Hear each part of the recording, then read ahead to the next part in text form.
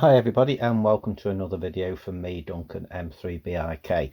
And the last time I did a video about Donald Trump and Air Force One, it got over 12,000 views because I was tracking Air Force One. So this is another little video tracking Air Force One, but on this video, unlike the last video where I managed to capture some audio because he was actually coming over the UK and UK airspace and things like that, on this video, bit of a spoiler really, I haven't got any audio. Yeah, because he's traveling today from the USA, from Washington area to China as part of a planned trip. So on screen here I've speeded this up a little bit and I'm just basically tracking Air Force One. Now this flight is obviously going to take a considerable amount of time, so I'm not going to sit and watch the entire flight, but there's a lot of useful information that we can get from this flight. One thing I should say that people were sort of saying in the comments about last time about Air Force One being practically invisible and impossible to basically trace for a normal individual like myself.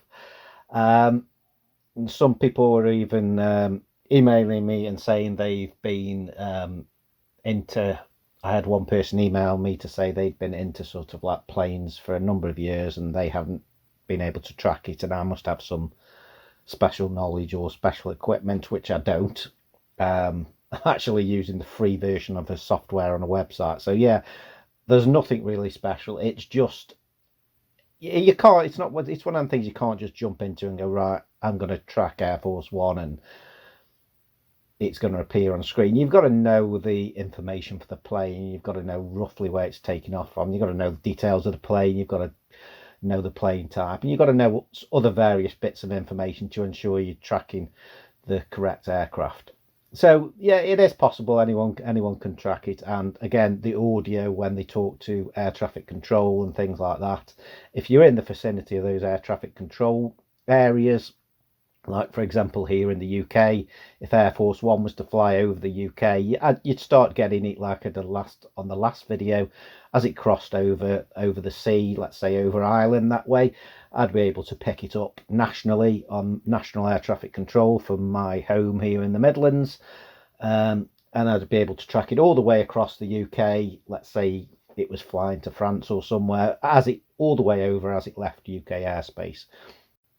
Nothing too special really, it's just tracking Air Force One. So those people in the comments who said last time it's not really possible and this, that and the other, and it is possible, and it is quite easy if you just know what you're doing, but it's not one of them things you can just jump into and find Air Force One and there you go. There's thousands of planes in the sky at any one time, and you've got to know the call signs, you've got to know all the information.